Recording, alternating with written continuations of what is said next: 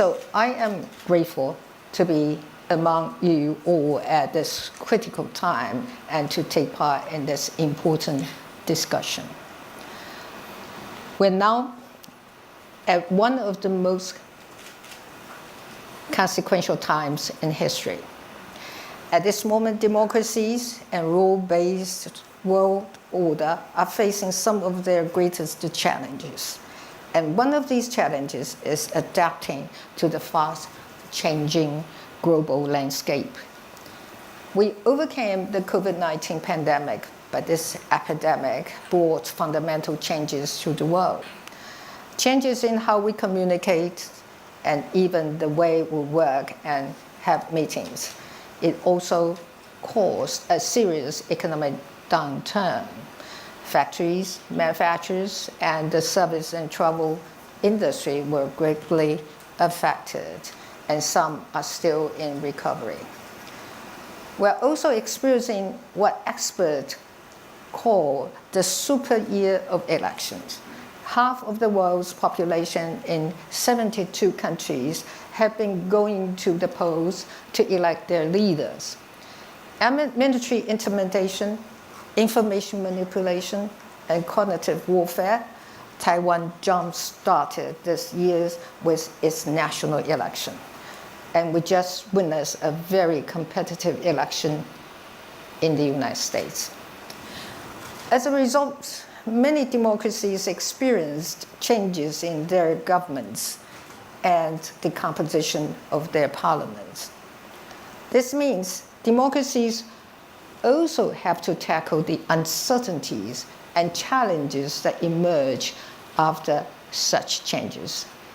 And that requires wisdom from their leadership, time, and effort. In contrast, authoritarian regimes are able to maintain consistency in their leadership due to their undemocratic nature. As they become stronger and more confident, they are even colluding in the pursuit of their self-interested agenda, influencing the domestic politics in democracies. This is the global environment we are in. Externally, democracies have to deal with authoritarian regimes' increasing aggressive stand. Domestically, we're also facing challenges such as inflation, unemployment, and economic downturns. As domestic issues keep democracies preoccupied, they also make working together harder, yet more important than ever. This has been the challenge for all of us as democracies in our effort to achieve victory in Ukraine. Democracies have been working together to help Ukraine defend against Russia's full-scale invasion since February 2022. With domestic political changes and economic pressure, some democracies may have second thoughts or become more willing to compromise. But I'm sure we can all agree that authoritarian aggression should not be encouraged. A strong democratic front is required to deter authoritarians from threatening our security and our democratic way of life. So I hope that our discussion here in Halifax can help facilitate a more unified and effective approach to safeguarding democracies globally. Supporting Ukraine is about more than standing up for our democratic values. The impact of Russia's invasion on economies and societies around the world has been devastating. Resulting supply chain disruptions and inflation have taken a toll on the well-being of people everywhere, even in countries thousands of miles away from the conflict.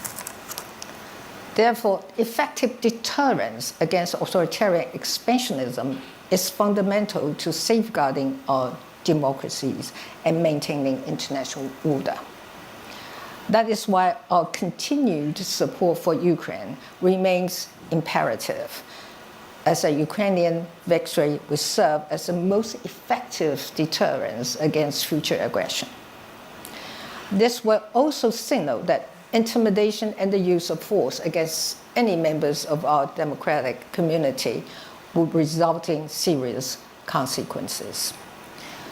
The Ukrainian case awoke democracies to the fact that our adversaries have no reservation about boosting their military arsenals. And they have been relentless in exerting ever greater pressure on us, including through the increasing use of gray zone activities. Therefore, having a strong national defense against authoritarian imposition is not only essential, but urgent. This requires democracies to enhance their own defense capabilities across the board. Taiwan, for example, has continued to increase defense investment over the past 8 years. Our defense budget has risen by over 80%, at a rate of nearly 8% each year. I want to emphasize that this is well above our average GDP growth of 3.74% over this period, which is 2018 to 2016 to 2023. This also represents a historically high level of investment for Taiwan and the most organized and systemic defense investments we have conducted. And we will certainly continue to increase investment as required by our security needs. In addition to investment in traditional platforms such as combat aircraft, Taiwan has made hefty investment in asymmetric capabilities, including missiles, especially mobile land-based anti-ship cruise missiles. The investment also extends to our troops, who have been receiving improved combat training and equipment to enhance their battlefield awareness as well as command and control. This is particularly important as it significantly strengthens Taiwan's sea-air combat capabilities and increases the efficiency of joint operation. We also learned from the experiences of our friends in Europe and launched the All-Out Defense Mobilization Agency to reform our reserves force training and enhance whole of society defense resilience.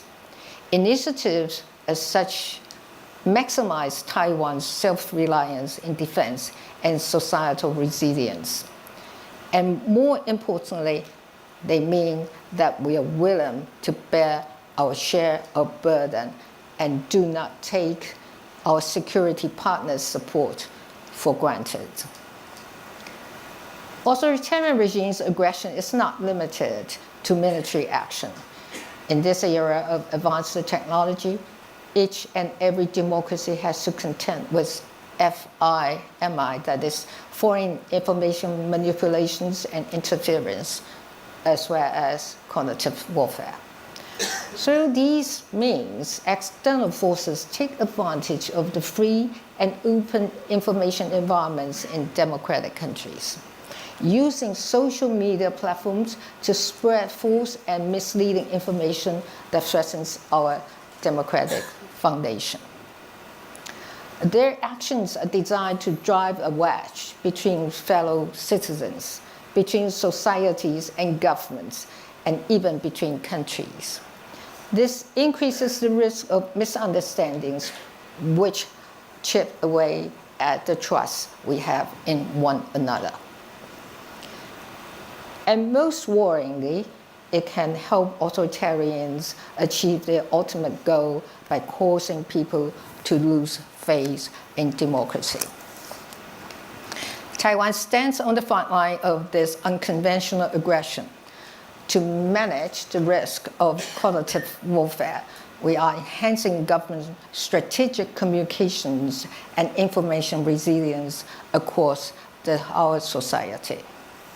However, with the rise of AI technology, cognitive warfare is becoming less restricted by language or national borders. It is now easier than ever to infiltrate society through information campaigns that can have dire consequences. Throughout this global year of election, democracies have faced cognitive interference campaigns with increasingly harmful consequences. To enhance domestic resilience, democracies must engage diverse stakeholders, including the business community, local governments, civil society, and the media.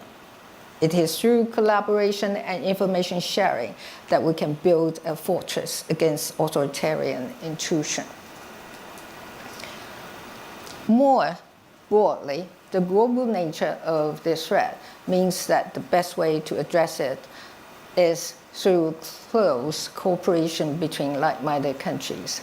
I believe that if we all come together, our collective response will make our democratic system even stronger and more appealing, while overcoming authoritarians' attempt to expand their influences.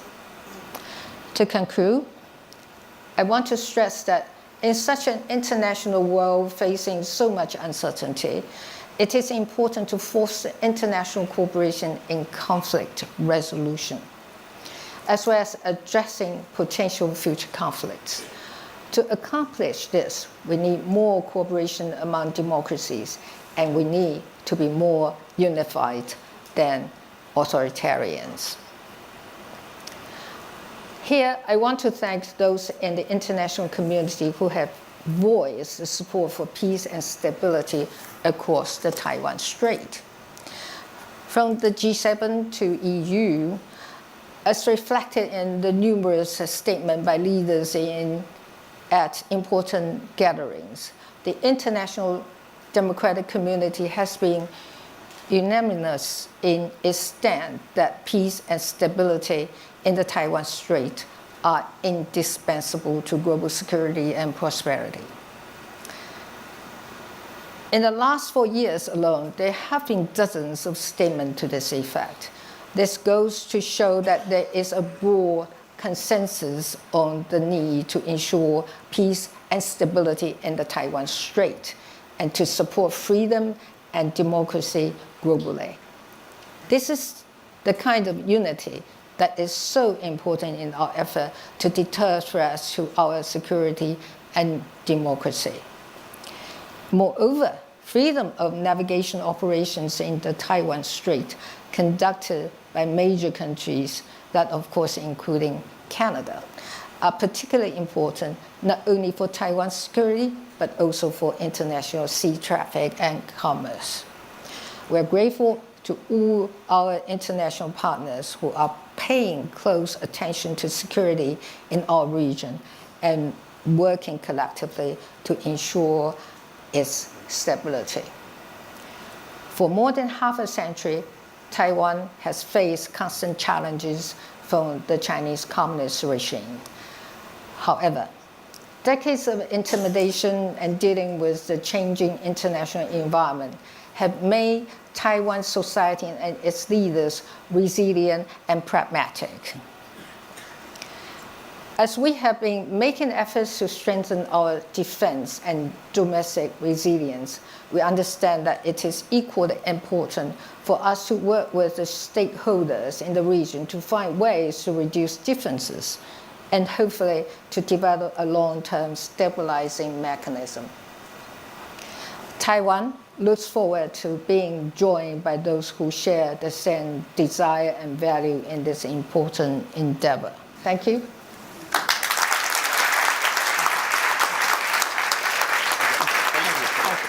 Thank you. Thank you.